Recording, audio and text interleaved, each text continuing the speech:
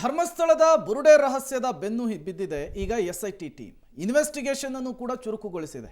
ಈ ಸಂದರ್ಭದಲ್ಲಿ ಮತ್ತಷ್ಟು ಸ್ಫೋಟಕ ವಿಚಾರಗಳು ಹೊರಬರ್ತಾ ಇದೆ. ಧರ್ಮಸ್ಥಳದ ಬುರುಡೆ ರಹಸ್ಯವನ್ನ ರಿವೀಲ್ ಮಾಡೋದಕ್ಕೆ ಎಸ್ಐಟಿ ಟೀಮ್ ಮುಂದಾಗಿದೆ. ತಲೆಬುರುಡೆಯ ಸತ್ಯವನ್ನ ಕೆದಕುವಂತಹ ನಿಟ್ಟಿನಲ್ಲಿ ತನಿಖಾಧಿಕಾರಿಗಳು ಮುಂದಾಗಿದ್ದಾರೆ. ಇವತ್ತು ಮತ್ತೆ ವಿಠಲ್ ಗೌಡ, ಗಿರೀಶ್ ಮಠಣ್ಣನವರ್, ಜಯಂತ್, ಯೂಟ್ಯೂಬರ್ ಅಭಿಷೇಕ್, ಕೇರಳದ ಮನಾಫ್ನನ್ನ ವಿಚಾರಣೆ ನಡೆಸೋದಕ್ಕೆ ಸಿದ್ಧತೆಯಾಗಿದೆ.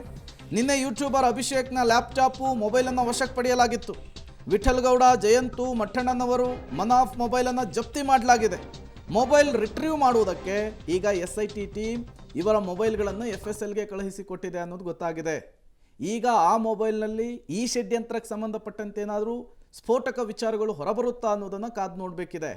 ಚಿನ್ನಯ್ಯ ಕೊಟ್ಟಂತಹ ಹೇಳಿಕೆಯನ್ನು ಆಧರಿಸಿ ಇನ್ವೆಸ್ಟಿಗೇಷನ್ ಅನ್ನು ನಡೆಸ್ತಾ ಇರುವಂತಹ SIT ಅಧಿಕಾರಿಗಳು ಬುರುಡೆಯ ರಹಸ್ಯದ ಬೆನ್ನು ಬಿದ್ದಿದ್ದಾರೆ.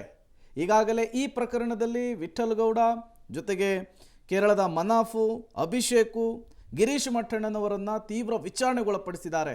ಮುಂದಿನ ವಿಚಾರಣೆ ತುಂಬ ಕುತೂಹಲಕ್ಕೆ ಕಾರಣವಾಗ್ತಾ ಇದೆ.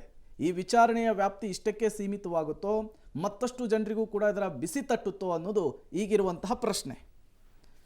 ಮತ್ತಷ್ಟು ಡೀಟೇಲ್ಸ್ ಅನ್ನು ಕೊಡ್ತಾರೆ ನಮ್ಮ ಪ್ರತಿನಿಧಿ ಸುಕ್ಪಾಲ್. ನೇರ ಸಂಪರ್ಕದಲ್ಲಿ ಜಾಯಿನ್ ಆಗಿದ್ದಾರೆ. ಸುಕ್ಪಾಲ್, ಬುರುಡೆಯ ರಹಸ್ಯದ ಬೆನ್ನು ಬಿದ್ದಿದೆ SIT ಟೀಮು. ಇನ್ವೆಸ್ಟಿಗೇಷನ್ ಹೇಗೆ ಸಾಗ್ತಾ ಇದೆ ಅಂತೇಳಿ ಇವತ್ತು ಮತ್ತೆ ವಿಚಾರಣೆಯನ್ನು ನಡೆಸುವುದಕ್ಕೆ ಮುಂದಾಗ್ತಾ ಇದೆ SIT.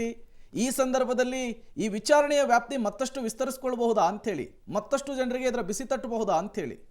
ಖಂಡಿತ ಪ್ರೇಮ್. ಈಗ ಆರಂಭದಲ್ಲಿ ಚಿನ್ನಯ್ಯನ ಕೆಲವೊಂದು ಮಾಹಿತಿ ಆಧಾರದ ಮೇಲೆ ಆತನನ್ನ ಕಸ್ಟಡಿಯಲ್ಲಿ ಇರಿಸಿಕೊಂಡಿರುವಂಥ ಸಂದರ್ಭದಲ್ಲಿ ಒಂದಷ್ಟು ಮಾಹಿತಿಗಳನ್ನು ಕಲೆ ಹಾಕಲಾಗಿತ್ತು. ಆ ಮಾಹಿತಿಗಳ ಆಧಾರದಲ್ಲಿ ಈಗ ಎಲ್ಲರನ್ನ ವಿಚಾರಣೆಗೆ ಕರೆಸಿರುವಂಥದ್ದು. ಆರಂಭದಲ್ಲಿ ಯೂಟ್ಯೂಬರ್ ಅಭಿಷೇಕನ್ನು ಕರೆಸಲಾಯಿತು, ಆ ಬಳಿಕ ಜಯಂತ್ ಟಿಯನ್ನ, ಆ ಬಳಿಕ ಗಿರೀಶ್ ಮಠಣ್ಣರು, ಜೊತೆಗೆ ಈಗ ಮನಾಫ್, ಹೀಗೆ ಎಲ್ಲರನ್ನ ವಿಚಾರಣೆಗೆ ಕರೆಸಲಾಗಿದೆ. ಇದೆಲ್ಲವೂ ಚಿನ್ನಯ್ಯ ಹೇಳಿರುವಂಥ ಒಂದು ದೂರಿನ ಆಧಾರದ ಮೇಲೆ, ಆತ ಬಾಯ್ಬಿಟ್ಟಿರುವಂತಹ ವಿಚಾರಗಳ ಆಧಾರದ ಮೇಲೆ ಅವರನ್ನೆಲ್ಲ ಕರೆಸಿಕೊಳ್ಳಲಾಗಿದೆ. ಈಗ ಅವರನ್ನ ಕರೆಸಿಕೊಂಡ ಬಳಿಕ ಒಂದಷ್ಟು ಮಾಹಿತಿಗಳನ್ನ ಕಲೆ ಹಾಕಲಾಗಿದೆ. ಆದ್ರೆ ಅದಕ್ಕೆ ಬೇಕಾದಂತ ದಾಖಲೆಗಳನ್ನ ಕಲೆ ಹಾಕಬೇಕಾಗುತ್ತೆ. ಆ ಹಿನ್ನೆಲೆಯಲ್ಲಿ ಒಂದೊಂದೇ ದಾಖಲೆಗಳನ್ನು ಕಲೆ ಹಾಕುವಂತ ಕೆಲಸಗಳನ್ನ ನಿರಂತರವಾಗಿ SIT ಅಧಿಕಾರಿಗಳು ಮಾಡ್ತಾ ಇರುವಂತದ್ದು. ಕಳೆದ ಹಲವಾರು ದಿನಗಳಿಂದ ಈ ವಿಚಾರಣೆಗಳು ನಡೀತಾ ಇದೆ. ಅದರ ಜೊತೆಗೆ ಒಂದೊಂದು ದಾಖಲೆಗಳನ್ನ, ಸಾಕ್ಷ್ಯಗಳನ್ನ ಸಂಗ್ರಹಿಸುವಂತ ಕೆಲಸಗಳನ್ನ ಮಾಡ್ತಾ ಇದ್ದಾರೆ. ಈಗ ಯೂಟ್ಯೂಬರ್ ಆಗಿರುವಂತಹ ಅಭಿಷೇಕಿನ ಮೊಬೈಲ್, ಲ್ಯಾಪ್ಟಾಪ್ ಗಳನ್ನ ವಶಪಡಿಸಿಕೊಂಡಿದ್ದಾರೆ. ಅದನ್ನ FSLಗೆ ಕಳಿಸುವಂತ, ರಿಟ್ರೀವ್ ಮಾಡುವಂತ ಕೆಲಸಗಳನ್ನ ಈಗ ಒಂದು ಕಡೆಯಿಂದ SIT ಅಧಿಕಾರಿಗಳು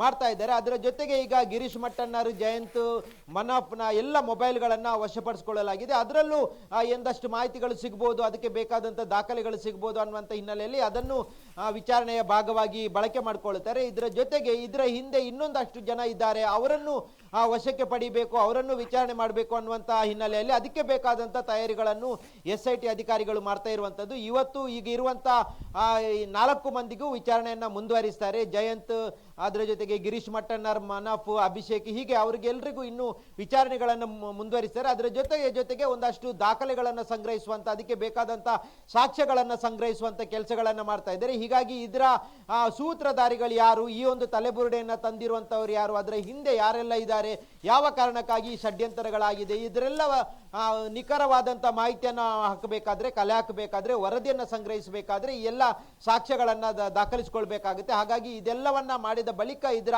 ಸೂತ್ರಧಾರ ಯಾರು ಅನ್ನುವಂಥದ್ದನ್ನ ಸ್ಪಷ್ಟವಾಗಿ SIT ಅಧಿಕಾರಿಗಳು ಬಹಿರಂಗಪಡಿಸಲಿಕ್ಕಿದೆ. ಅದಕ್ಕೆ ಬೇಕಾದಂತ ವಿಚಾರಣೆ ತಯಾರಿಗಳನ್ನು ಈಗ ನಿರಂತರವಾಗಿ ಮುಂದುವರಿಸಿರುವಂತದ್ದು. Prem, okay, thank you Sukhpal ತಮ್ಮೆಲ್ಲ ಮಾಹಿತಿಗಾಗಿ.